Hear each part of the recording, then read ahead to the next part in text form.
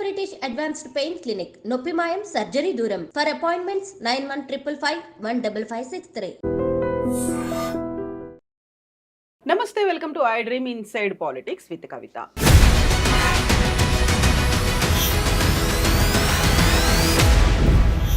ప్రతి సంవత్సరం డిసెంబర్ 9ని తెలంగాణ తల్లి అవతరణ వేడుకగా జరపాలంటూ తెలంగాణ రాష్ట్ర ప్రభుత్వం ఒక జీవోని రిలీజ్ చేసింది.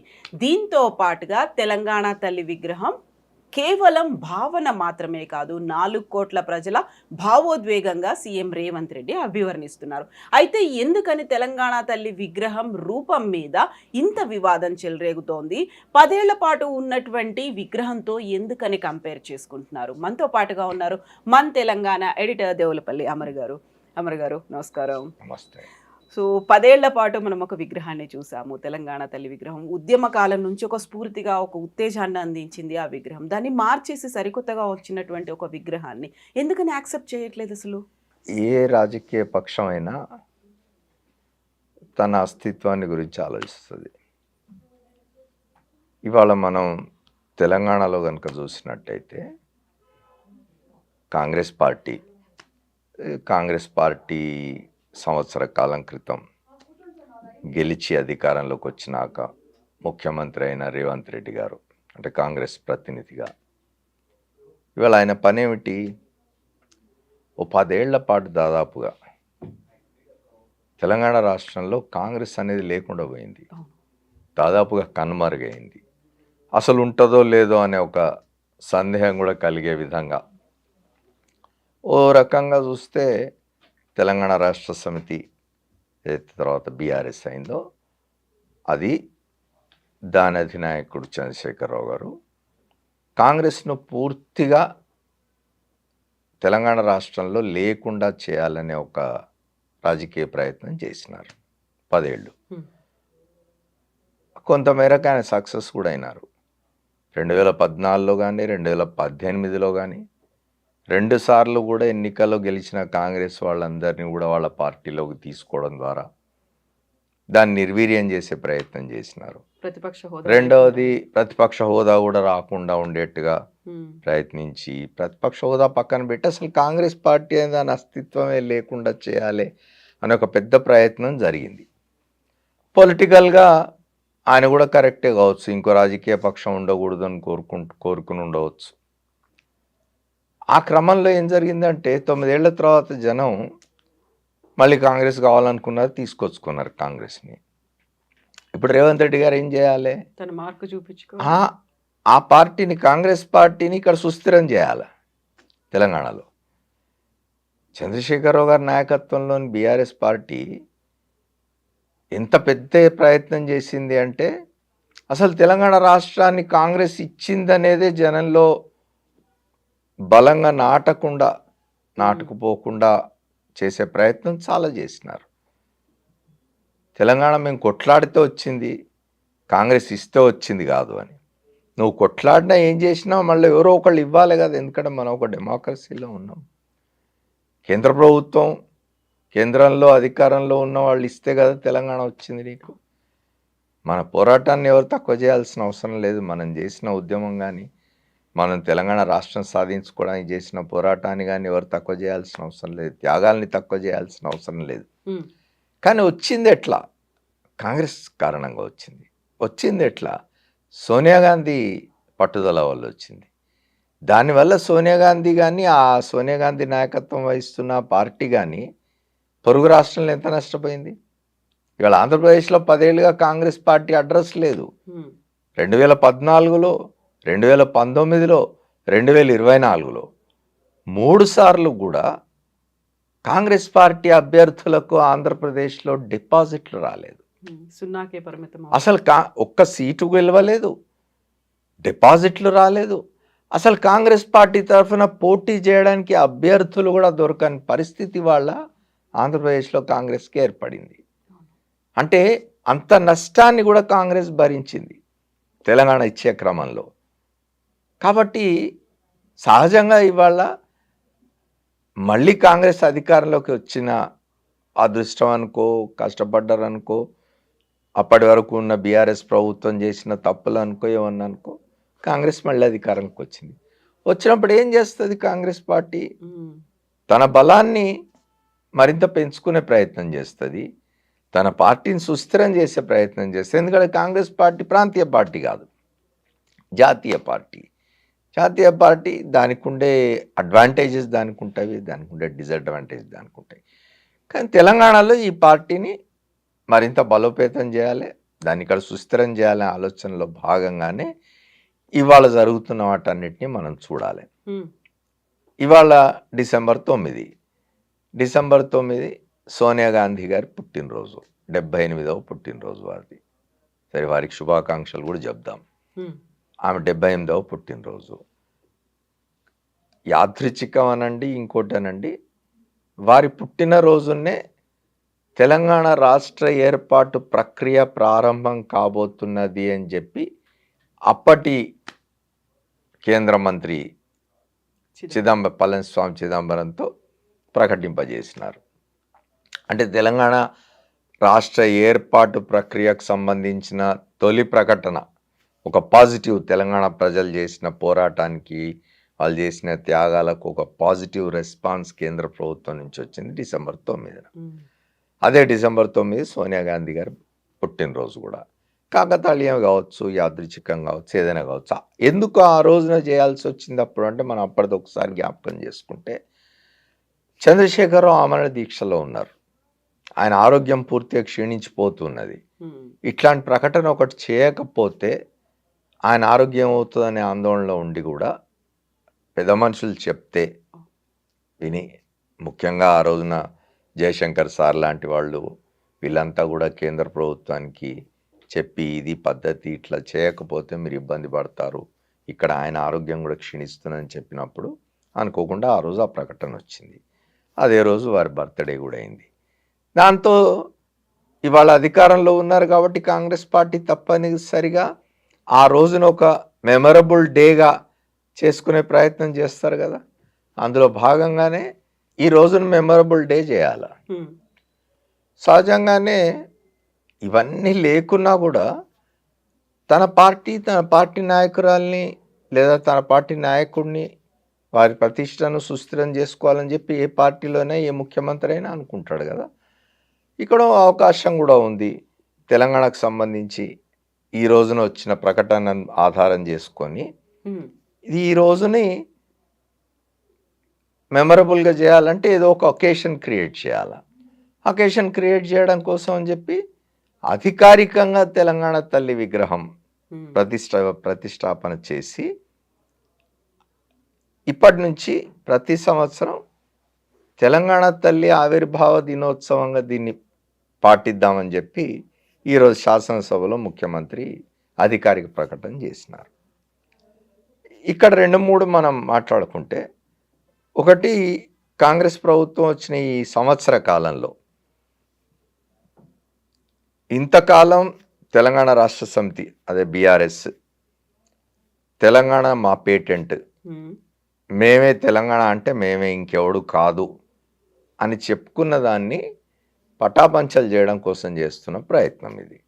కాదు, తెలంగాణకు మీరు కాదు హక్కుదారులు, తెలంగాణ రాష్ట్రం ఇచ్చిన కాంగ్రెస్ పార్టీ, తెలంగాణ రాష్ట్రం ఇచ్చిన కాంగ్రెస్ పార్టీకి అప్పుడు నాయకత్వం వహించిన సోనియా గాంధీ, ఆమె ఔదార్యంతో చేసిన పనిది. ఆమె తెలంగాణ ప్రజలు తెలంగాణ పోరాటాన్ని గుర్తించి, తెలంగాణ ప్రజల త్యాగాన్ని గుర్తించి, ఆమె తన పుట్టినరోజు కానుకగా తెలంగాణ ఏర్పాటు ప్రకటన చేసిన కారణంగా వచ్చింది కాబట్టి దాన్ని సుస్థిరం చేయాలి చరిత్రలో అనే ఉద్దేశంతో రేవంత్ రెడ్డి వాళ్ళు ఈ పని చేస్తూ ఉన్నారు. మనం పొలిటికల్గా ఆలోచించినప్పుడు ఆయన వైపు నుంచి ఆయన చేస్తున్న ప్రయత్నం కరెక్టే, దానికి కారణానికి లేదు. తెలంగాణ రాష్ట్ర సమితి అధికారంలోకి వచ్చిన తర్వాత అధికారికంగా తెలంగాణ రాష్ట్రాన్ని టీఎస్ అని చేస్తే, సంవత్సరం క్రితం వీరు అధికారంలోకి రాగానే దాన్ని టీజీ చేసినారు. మళ్ళీ టీజీ అనేది ఎందుకు చేసినారు అనేది ఇవాళ మీరు అసెంబ్లీలో వారు మాట్లాడిన ప్రసంగం కనుక మీరు వింటే, టీఎస్ను టీజీ చేయడం కానీ, జయ జయ తెలంగాణ అనే అందశ్రీ కవితను, పాటను జాతీయ గీతం, తెలంగాణ జాతీయ గీతంగా దాన్ని ప్రకటించడం కానీ, అధికారికంగా ఇది చేయడం కానీ, ఇవాళ తెలంగాణ తల్లి విగ్రహాన్ని మార్చి, అంటే ఇంతకాలం హైదరాబాద్లో కానీ తెలంగాణలో ఉన్న తెలంగాణ తల్లి విగ్రహాలను వాళ్ళే కాకుండా దాన్ని మార్చి కొంత ఇది చేసింది. కానీ ఇదంతా కూడా ఏమిటి అంటే ఒక కొత్త ఇది. ఇప్పుడు తెలంగాణ అంటే ఇది, తెలంగాణ రాష్ట్రం తీజి, తెలంగాణకు ఇగో ఇది జాతి గీతం, తెలంగాణ తల్లి ఇట్లా ఉంటుంది, ఇగో ఇదంతా కాంగ్రెస్ చేసింది. ఇది రేపు చరిత్రలో ఇదంతా కాంగ్రెస్ అని చెప్పుకోవడానికి, చరిత్రలో నిలిచిపోవడం కోసం అని చెప్పి ముఖ్యమంత్రి రేవంత్ రెడ్డి చేస్తున్న ప్రయత్నం ఇది. అందులో అక్కడ స్పేస్ కూడా ఉంది కదా, ఇవన్నీ కూడా గతంలో జరగనివి అదే. ప్రొజెక్ట్ చేయడం. ఇప్పుడు ఇక్కడ ఏం జరిగింది అంటే, ఒకటి చంద్రశేఖరరావు గారు తెలంగాణ రాష్ట్రం కోసం అని చెప్పి మలిదశ ఉద్యమాన్ని ప్రారంభించినాడు అనే దానిలో ఎటువంటి సందేహం లేదు. ఎవరు దాన్ని డిస్ప్యూట్ చేయాల్సిన అవసరం లేదు. గతంలో వలె కాకుండా ఆయన నిలబడి బలంగా కొట్లాడి చివరికి రాష్ట్రం వచ్చేదాకా మూమెంట్ను సస్టైన్ చేయగలిగినాడు, మూమెంట్ని బలంగా నిలపగలిగినాడు అనే దాంట్లో ఎవరికి సందేహం ఉండాల్సిన అవసరం లేదు. చివరిలో ఆయన చేసిన ఆమరణ దీక్ష మీద వివాదాలు ఎన్ని వచ్చినా కూడా ఆయన ఒక ఆమరణ దీక్ష కూడా చేసిన దాంట్లో ఎటువంటి సందేహం లేదు. రాష్ట్రం రావడం కోసం అని చెప్పి ఆయన నాయకత్వంలో జరిగిన ఉద్యమాన్ని అందరూ గుర్తించాల్సింది ఎవరు కాదన్నారు. కానీ అది వచ్చిన తర్వాత, తెలంగాణ రాష్ట్రం వచ్చిన తర్వాత, ఆ పార్టీ ఉద్యమ సంస్థగా ఉన్న పార్టీ ఫక్త్ రాజకీయ పార్టీగా మారిన తర్వాత ఈ 9.5 సంవత్సరాల కాలంలో ఆ పార్టీ వ్యవహరించిన తీరు, ఆ పార్టీ అధికారంలోకి వచ్చి ప్రభుత్వంగా ఉండి వ్యవహరించిన తీరు, ఇదంతా కూడా తప్పనిసరిగా ఇవాళ రేవంత్ రెడ్డి ప్రభుత్వం ఈ పనులన్నీ చేయడానికి దోహదం చేసింది కదా, అవకాశం ఇచ్చింది కదా. స్పేస్ అన్నారు మీరు, అట్లాంటిది ఉంది కదా. ఇప్పుడు ఏమిటంటే తెలంగాణ అనేది ఏదో ఒక పార్టీ సొత్తు లేదా ఒక వ్యక్తి సొత్తు అనేది కరెక్ట్ కాదు. అందరి కాంట్రిబ్యూషన్ ఉన్నది ఇందులో. విద్యార్థుల కాంట్రిబ్యూషన్ ఉన్నది, నిరుద్యోగుల కాంట్రిబ్యూషన్ ఉన్నది, తెలంగాణలో సబ్బండ వర్ణాలు అంటాం కదా, అందరి కాంట్రిబ్యూషన్ ఉన్నది. దీన్ని అంతటిని కూడా మొబిలైజ్ చేసి, ఛానలైజ్ చేసి ముందుకు తీసుకుపోయి దీన్ని ప్రపంచానికి చూపించడం కోసం ప్రయత్నం చేసిన దానికి నాయకత్వం వహించిన వాడిగా చంద్రశేఖరరావు గారిని ఎప్పుడు గుర్తుపెట్టుకుంటాం. అంతేగాని చంద్రశేఖరరావే ఇక ఆయన లేకపోతే లేదు అనేది కరెక్ట్ కాదు. చంద్రశేఖరరావు గారు కాకుండా ఆ ఉద్యమాన్ని ఇంకొకళ్ళు లీడ్ చేస్తున్నా ఈ సమయంలో తెలంగాణ రాష్ట్రం వచ్చే ఉండేది. ఎందుకంటే 60-65 ఏళ్ళుగా చేస్తున్న పోరాటం వివిధ స్థాయిల్లో, వివిధ పద్ధతుల్లో, ఒకసారి బలంగా, ఒకసారి బలహీనంగా గొంతు వినిపించిన తెలంగాణ రాష్ట్రం కోసం అని చెప్పి ఆంధ్రప్రదేశ్ రాష్ట్రం ఏర్పడిన 1956 నవంబర్ 1 తెల్లవారి నుంచి జరుగుతూనే ఉన్నది ఉద్యమం. ఏదో ఒక రూపంలో జరుగుతున్నది. అది ముల్కీ రూల్స్ వచ్చినప్పుడు కావచ్చు, అంతకుముందు 6 పాయింట్ ఫార్ములా తీసుకొచ్చినప్పుడు కావచ్చు, ఇంకోటి కావచ్చు, ఏదైనా కావచ్చు. ఎన్జిఓలు చేసిన పోరాటం, తెలంగాణలో ఎన్జిఓలు చేసిన పోరాటం, వాళ్ళు ఉమ్మడి ఆంధ్రప్రదేశ్లో ప్రభుత్వాన్ని ధిక్కరించి తెలంగాణ ఎన్జిఓ సంఘం అని పెట్టుకొని తెలంగాణలోని ప్రజల కోసం అని చెప్పి, కేవలం ఉద్యోగులే కాదు ప్రజల కోసం అని చెప్పి వాళ్ళు చేసిన పోరాటాలు ఇవన్నీ కూడా ఎవరు మర్చిపోవడానికి లేదు. కళాకారులు, కవులు, విద్యార్థులు, సకల జనులు చేసిన పోరాటం కారణంగా తెలంగాణ వచ్చింది. కాబట్టి తెలంగాణ రాష్ట్ర సమితి దానికి ఇది క్రెడిట్ తీసుకోవడాన్ని మనం ఏం తప్పట్టం. కానీ డెఫినెట్గా మలిదశ ఉద్యమాన్ని లీడ్ చేసింది ఆ పార్టీ నాయకుడు చంద్రశేఖరరావు. కానీ కేవలం మేము ఉంటేనే తెలంగాణ వచ్చింది కాబట్టి మాకే అన్ని హక్కులు ఉన్నాయి, అన్నీ మేమే చేస్తాం, ఇంకెవడు ఉండడానికి లేదు అని అంటే కుదరదు. అది చెప్పడం కోసం ఇవాళ రేవంత్ రెడ్డి ప్రభుత్వం ఇవన్నీ పనులు చేస్తున్నది అనేది నా అభిప్రాయం. సో ఇప్పుడు మరి తెలంగాణ తల్లి విగ్రహం నరనరాన జీర్ణించుకుపోయింది, ప్రతి ఒక్కరిని ఏకం చేసింది, ఆ ఉద్వేగం, ఆ ఉత్తేజం అనేది ఇంతకాలం కలిగించింది. ఇప్పుడు చూసినటువంటి ఆ విగ్రహం, సరికొత్త విగ్రహంలో తెలంగాణకు ఒక ఆత్మలాగా కనిపించట్లేదు అనే ఒక మాట, దాని మీదే వివాదాలు ఎందుకు రన్ అవుతున్నాయి? ఇది కూడా పొలిటికల్ చెప్పినాను కదా నేను. ఇప్పుడు ఏమంటున్నారు, ఇంతకాలం ఉన్న విగ్రహాన్ని కాదని ఈ విగ్రహాన్ని ఎందుకు పెడుతున్నారంటే ఆయన ఇవాళ శాసనసభలో పెద్ద వివరణ ఇచ్చినాడు ముఖ్యమంత్రి. ఇప్పుడు ఈ విగ్రహాన్ని ఎట్లా తయారు చేసినాం, ఎవరెవరితో మాట్లాడినాం, అందులో ఏమేమి ఉన్నాయి ఇవన్నీ చెప్పినాడు ఆయన. ఆయన ఇప్పుడు అదే ఇంతకుముందు మనం మాట్లాడుకుంది, ఇదంతా కూడా పొలిటికల్ ఇది అన్నట్టు. ఇప్పుడు ఇంతకాలం కేసీఆర్ కానీ ఆయన ప్రభుత్వం కానీ ఆయన పార్టీ కానీ పెట్టిన విగ్రహాలు అధికారికంగా ప్రకటన చేయలేదు, అధికారికంగా ఒక జియో లాంటిది ఇష్యూ చేయలేదు అన్నారు. మరి అవన్నీ ఏం చేయకపోవడం అనేది వాళ్ళ పొరపాటే కదా. అప్పుడు వాళ్ళు అదే చేసి ఎస్టాబ్లిష్, ఇప్పుడు వాళ్ళ ఒకటి ఉందండి, అంటే ఇది ఎంతమందికి నచ్చుతుందో, ఎవరు దీన్ని వేరే ఉద్దేశంతో తీసుకుంటారో తెలియదు నాకు, కానీ భారతదేశానికి ఒక భారతమాత ఉన్నది. ఆంధ్రప్రదేశ్ ఉమ్మడి రాష్ట్రం ఉండగా తెలుగు తల్లి అని పెట్టినారు. ఇప్పటికి ఇంకా మనకు హైదరాబాద్లో తెలుగు తల్లి ఫ్లైఓవర్ ఉన్నది. ఇవాళ ఎవరో డిమాండ్ చేస్తున్నట్టున్నారు, తెలుగు తల్లి ఫ్లైఓవర్ను మళ్ళీ మార్చి తెలంగాణ తల్లి ఫ్లైఓవర్ అని చేయండి అని. ఓ భరతమాత, ఓ తెలుగు తల్లి, ఓ తెలంగాణ తల్లి, ప్రతి రాష్ట్రానికి ఓ తల్లి అనేది ఇదొకటి నేషనల్ ఇంటెగ్రిటీని భంగపరిచే విధంగా ఉన్నాయేమో ఇవన్నీ అని అనిపిస్తుంది ఓ రకంగా. అంటే భరతమాత మనందరిది ఒక దేశం, భారతదేశం. మనం భారతదేశంలో భాగంగా ఉన్నాం, విడిపోయి వేరే దేశంగా లేము. ఎందుకు వస్తున్నాయి ఇవన్నీ రాజ్యాలు కాదు, రాష్ట్రాలు. ఇవన్నీ రాష్ట్రాలు, మాది ఒక ఫెడరల్ సమాజం. మనం సమాఖ్య ఇది స్ఫూర్తి, అన్ని రాష్ట్రాలు కలిసి ఒక దేశంగా ఉన్నాం, ఈ దేశంలో భాగంగా ఉన్నాం మనం. కాబట్టి అంతిమంగా భరతమాత. ఇవన్నీ కూడా ఏంటి అంటే మనం ఒక ఆ సమాజాన్ని కలిపి ఉంచడం కోసం, ప్రజలందరినీ ఒక సమాజంగా కలిసి ఉంచే క్రమంలో ఇట్లాంటివన్నీ ప్రతీకలన్నీ అవసరం అవుతాయి. నిజానికి తెలంగాణ తల్లి అంటే ఎవరు? నా ఇంట్లో నా తల్లి, మీ ఇంట్లో మీ తల్లి, వాళ్ళ ఇంట్లో వాళ్ళ తల్లి, ఎవరి తల్లి వాళ్ళకి తెలంగాణ తల్లి. ఈ అందరి తల్లులకు ప్రతీకగా తెలంగాణ తల్లి అనేది తప్ప ప్రత్యేకంగా ఓ తెలంగాణ తల్లి అని ఎవరు లేకుండా, ఓ సమ్మక్క ఉండే, ఓ సారక్క ఉండే, ఓ చాకల ఐలమ్మ ఉండే, అంతకుముందు ఝాన్సీ లక్ష్మీబాయి ఉండే, లేకపోతే ఇంకెవరో ఉండరు. వాళ్ళందరూ కూడా అంటే మన చరిత్రలో ఉన్న క్యారెక్టర్స్ అవి. తెలంగాణ తల్లి అనేది మన ఇది మనందరం కలిసి ఉండడం కోసం, మనకు ప్రేరణ కోసం అని చెప్పి మనం సృష్టించుకునే ప్రతీకలు, భావోద్వేగంగా ఉండింది అట్లా.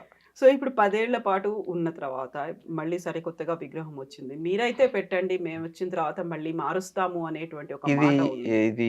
ఇది ఇప్పుడు ఎట్లుంటుంది అంటే 5 ఏళ్ళు, ఇప్పుడు అదే నేను చెప్పేది. ఇప్పుడు చంద్రశేఖరరావు గారు ఏం చేసినారు, ఆయన అధికారంలో ఉన్న కాలంలో ఆయన తెలంగాణ రాష్ట్రం, ఆయన ఏమనుకున్నా, ఎవరు ఏమనుకున్నా, ఈ చరిత్రలో 2001 సంవత్సరం నుంచి 2014 సంవత్సరం వరకు ఒక పోరాటం జరిగింది ప్రత్యేక రాష్ట్రం కోసం. ఆ పోరాట ఫలితంగా తెలంగాణ రాష్ట్రం ఏర్పడింది 2014లో. ఆ 2014లో రాష్ట్రం ఏర్పడిన వెంటనే గెలిచిన ఎన్నికల్లో గెలిచి తెలంగాణ రాష్ట్ర సమితి అధికారంలోకి వచ్చి చంద్రశేఖరరావు గారు ముఖ్యమంత్రి అయినారు. 2 టర్ములు ఆయన ముఖ్యమంత్రిగా ఉన్నారు అనేది చరిత్రలో ఉంటుంది, దాన్ని ఎవరు చెరిపేయలేరు. ఆయన అక్కడితో ఆగకుండా ఇంకేదో శాశ్వతం చేసుకోవాలి అనే ఒక తపనలో పడి ఉన్న సచివాలయాన్ని గులగొట్టినాడు ఆయన. ఇప్పుడు అప్పుడున్న సచివాలయం పనికిరాంది కాదు, లేదా అక్కడ సచివాలయంలో పరిపాలన జరగంది కాదు. ఆయన ఏమిటి దాన్ని కూల్చేసి తన పేరు శాశ్వతంగా నిలిచిపోవడం కోసం అని చెప్పి కొత్త భవనాలు నిర్మించినాడు. ఇట్లా నేనేమంటున్నా అంటే ప్రజాస్వామ్యంలో ఏ రాజకీయ పక్షం శాశ్వతం కాదు. ఇవాళ వీళ్ళు గెలవచ్చు, రేపు ఇంకోళ్ళు గెలవచ్చు, అంతకుముందు ఇంకోళ్ళు గెలిచి ఉండవచ్చు, రేపు ఇంకో పార్టీ రావచ్చు. ఇవాళ మీరు వీళ్ళు చేసిన దాన్ని రేపు నేను వచ్చి కూలగొడతా దీన్ని అని అంటే, ఇప్పుడు మరి మీరు కట్టిన సచివాలయాన్ని ఇవ్వడం కూలగొడతాడా? కూలగొడతా అంటున్నారా? సచివాలయం పెద్ద మాన్యుమెంట్, పెద్దది కాబట్టి 1000 కోట్ల పైన ఖర్చు పెట్టారు కాబట్టి దాన్ని ముట్టుకోరు. తెలుగు తల్లి విగ్రహం పెద్ద ఖర్చు అయి ఉండదు కాబట్టి దాన్ని తీసేస్తారు అని అంటే అది ఎట్లా సరైతుంది? ఇది భావోద్వేగాలకు సంబంధించిన వ్యవహారం. రేపు మేము వచ్చి దీన్ని కూలగొడతాం, మళ్ళీ మేము పెట్టిందే పెడతాం అనేది సరైనది కాదు. ఇప్పుడు మీరు పెట్టిన విగ్రహాలనేమి రేవంత్ రెడ్డి ప్రభుత్వం తొలగించడం లేదే, వాటిని ఏం కూలగొట్టడం లేదే. వాళ్ళు అధికారికంగా ఇగో ఇది మేము అధికారంలోకి వచ్చినాము, మేము అధికారికంగా ఇంతకుముందు వాళ్ళు చేయలేదు, ఆ పని మేము చేస్తున్నాము, అధికారికంగా జీవో ఇష్యూ చేసినాము, ఇది తెలంగాణ తల్లి రూపం ఇట్లా ఉంటుంది, ఈమెను ప్రతిష్ఠిస్తున్నాం, అది కూడా పరిపాలన కేంద్రమైన సచివాలయంలో మేము దీన్ని ప్రతిష్ఠిస్తున్నాం అని చెప్పినారు. రేపు నిజంగానే లెటస్ అనుకుందాం మనం అనుకోవడానికి, రేపు మళ్ళీ భవిష్యత్తులో ఎప్పుడైనా బీఆర్ఎస్ అధికారంలోకి వచ్చింది అనుకోండి, కూలగొడతారా? ఎంత సాహసం అది, దుస్సాహసం. సాహసం కూడా కాదు, దుస్సాహసం. అది దుర్మార్గం కూడా, సరైనది కాదు. ఇప్పుడు రేవంత్ రెడ్డి ఏమి ఇవాళ కొత్తగా ఇప్పుడున్న ముఖ్యమంత్రి రేవంత్ రెడ్డి కొత్తగా తను ఒక తెలంగాణ తల్లి విగ్రహాన్ని ప్రతిపాదించి దాన్ని పెడుతున్నారు కాబట్టి ఈ రాష్ట్రంలో ఈ 9.5 సంవత్సరాలు, ఆ 10 సంవత్సరాలు అప్పుడున్న ప్రభుత్వం పెట్టిన విగ్రహాలన్నింటినీ కూల్చేయండి అని చెప్పినాడా? చెప్పలేదు కదా. అధికారికంగా ఇది అని చెప్తున్నాడు. ఎవరుళ్ళో వాళ్ళు తల్లి విగ్రహం పెట్టుకోవచ్చు, ఆ విగ్రహం ఇదే రూపంలో ఉండకపోవచ్చు, మారి ఉండొచ్చు, ఇంకేదైనా ఉండొచ్చు, అధికారికంగా ఇది అని చెప్తున్నాడు ఆయన. ప్రభుత్వం పరంగా దీన్ని మేము గుర్తిస్తున్నాం, అధికారికంగా దీన్ని మేము సచివాలయంలో పెట్టుకుంటున్నాం అని చెప్తున్నాడు. అదేవిధంగా ఇందులో రాజకీయ పరమైనది ఏమిటి అని అంటే, ప్రతి సంవత్సరం డిసెంబర్ 9 మేము దీన్ని ఒక ఉత్సవంగా పాటిస్తాం. అంటే ఏమిటి, సోనియా గాంధీ గారి అంటే కాంగ్రెస్ అధినేత్రి సోనియా గాంధీ గారి పుట్టినరోజుని అధికారికం చేయబోతున్నారు అన్నట్టు. అంటే ఆ మాట ఆ పేరుతో కాకపోయినా డిసెంబర్ 9 నువ్వు చేసినంటే సోనియా గాంధీ గుర్తొస్తారు, వారి జన్మదినం గుర్తొస్తుంది, నిలబడిపోతుంది. కాంగ్రెస్ ఎంతకాలం అధికారం ఉంటే అంతకాలం జరుపుతారు కదా, 5 ఏళ్ళు జరుగుతుంది. ఆ తర్వాత రేవంత్ రెడ్డి గారు చెప్తున్నట్టుగా ఇంకొక 5 ఏళ్ళు ఆయన ముఖ్యమంత్రిగా ఉంటా అంటున్నారు, 10 ఏళ్ళు అంటున్నారు, ఈ 10 ఏళ్ళు జరుగుతుంది. ఆ తర్వాత మళ్ళీ కాంగ్రెస్ వస్తే కూడా కొనసాగుతుంది. అంటే ఏమిటి, సోనియా గాంధీ జన్మదినాన్ని అధికారికంగా ఒక రోజుగా ఇక్కడ పరిగణించే విధంగా, పాటించే విధంగా, సెలబ్రేట్ చేసే విధంగా దాన్ని శాశ్వతం చేయడం కోసం రేవంత్ రెడ్డి ప్రభుత్వం చేస్తున్న ప్రయత్నంలో భాగం ఇది. దానికంటూ ఒక ప్రత్యేకమైనటువంటి రోజుగా గుర్తించి జీవోను కూడా రిలీజ్ చేసి అదే కంపల్సరీ చేసేసారు. ఇంకా తెలంగాణ తల్లి ఆవిర్భావ దినోత్సవాన్ని డిసెంబర్ 9 ప్రతి సంవత్సరం మేము పాటిస్తామని చెప్తున్నాడు. దానికి ఆయన హేతువు కూడా చెప్తున్నాడు, రీజన్ కూడా చెప్తున్నాడు. ఏమిటి, ఆ రోజున ప్రకటన వచ్చింది, చిదంబరం ప్రకటన చేసినాడు, తెలంగాణ రాష్ట్ర ఏర్పాటు ప్రక్రియ ఇవాల్టితో ప్రారంభం అవుతూ ఉన్నది అని చెప్పి డిసెంబర్ 9 సాయంత్రం చిదంబరం ప్రకటన చేస్తుంటే మన అందరం నిలబడి చూసినాం టీవీలో. సో దాన్ని ఒక కారణంగా తీసుకొని, దాన్ని ఒక ఒకేషన్గా తీసుకొని చేస్తున్నారు. దాన్ని ఏమి వ్యతిరేకించాల్సిన అవసరం లేదు. సోనియా గాంధీ డెఫినెట్గా కాంగ్రెస్ అధినేత్రిగా ఉండి, ఆమె యూపీఏ ప్రభుత్వానికి చైర్పర్సన్గా ఉండి, వారి పూనిక మేరకే కదా తెలంగాణ రాష్ట్రం ఏర్పడింది. మనం ఇంత మాట్లాడుకున్నట్టు కాంగ్రెస్ చాలా నష్టపోయింది కదా, దానివల్ల నష్టపోయినా సరే, పొలిటికల్గా నష్టపోయినా సరే తెలంగాణ ఇచ్చిన క్రెడిట్ అయితే వాళ్ళకు ఉండాలి కదా. సో ఇప్పుడు ఎలాగూ ప్రతిష్టాపన అయిపోయింది, అధికారికంగా మనం నిర్వహిస్తామని ఒక జీవో కూడా వచ్చేసింది కాబట్టి ఇప్పుడు తెలంగాణ తల్లి విగ్రహం కాకుండా మిగతా అంశాల గురించి మాట్లాడుకొని రేపటి గురించి ఆలోచించాల్సినటువంటి అవసరం అయితే ఉంటుంది. ఇంకా తప్పనిసరిగా ఇప్పుడు ఈ సంవత్సర కాలంలో ఏం చేసినాము, ఎంతవరకు మనం ఎన్నికల ముందు ఇచ్చిన హామీల్లో ఎన్ని అమలు చేయగలిగినాం. ఎందుకంటే సంవత్సరం పూర్తయింది. మొన్న 7వ తేదీకి రేవంత్ రెడ్డి గారు ముఖ్యమంత్రిగా ప్రమాణ స్వీకారం చేసి 1 ఇయర్ పూర్తయింది. వాటికి ఒక 1 ఇయర్ గడిచిపోయింది. దానికి సంబంధించి సెలబ్రేషన్స్ కూడా జరిగినాయి వారం రోజుల పాటు. లాస్ట్ ఉన్నట్టున్నది. ఈ సంవత్సర కాలంలో మనం ఇచ్చిన హామీల్లో ఎన్ని నెరవేర్చగలిగినాం, ఎన్ని ఇంకా మనం నెరవేర్చాల్సినవి ఉన్నాయి. ఈ అధికారాన్ని ఏ రాజకీయ పార్టీ అయినా అధికారంలో శాశ్వతంగా ఉండాలనే కోరుకుంటుంది. అధికారాన్ని శాశ్వతం చేసుకోవడానికి లేదా దీర్ఘకాలం మనం అధికారంలో ఉండడానికి, మళ్ళీ ఎన్నికల్లో గెలవడానికి ప్రజలను మెప్పించాల్సిన అవసరం ఉన్నది. ప్రజలకు అవసరమైన సంక్షేమం అభివృద్ధి చేయాల్సిన అవసరం ఉన్నది. వాటికి సంబంధించి ఏం చేయాలి, ఏం ప్రణాళికలు వేసుకోవాలి, ఎటువంటి కార్యక్రమాలు మనం అమలు చేయాలి, ఎక్కడ తగ్గాలి, ఎక్కడ పెరగాలి, ఎక్కడ అవసరమైతే మన పద్ధతులను మార్చుకోవాలి, ఎక్కడ అవసరమైతే మన పనుల్ని సరి చేసుకోవాలి అనే విషయాన్ని రివ్యూ చేసుకొని పోవాల్సింది ఏ రాజకీయ పక్షమైన అధికారంలో ఉన్నప్పుడు. ఆ పని తప్పనిసరిగా ఇప్పుడు తెలంగాణలో అధికారంలో ఉన్న కాంగ్రెస్ పార్టీ, దానికి నాయకత్వం వహించి ముఖ్యమంత్రిగా ఉన్న రేవంత్ రెడ్డి గారు తప్పనిసరిగా ఆలోచిస్తారని అనుకుంటున్నాను. ప్రోగ్రెస్ రిపోర్ట్ కాకపోయినప్పటికీ సెల్ఫ్ అసెస్మెంట్ అయినా చేసుకొని ముందుకెళ్ళాలి. Of course. Thank you so much sir. You're welcome.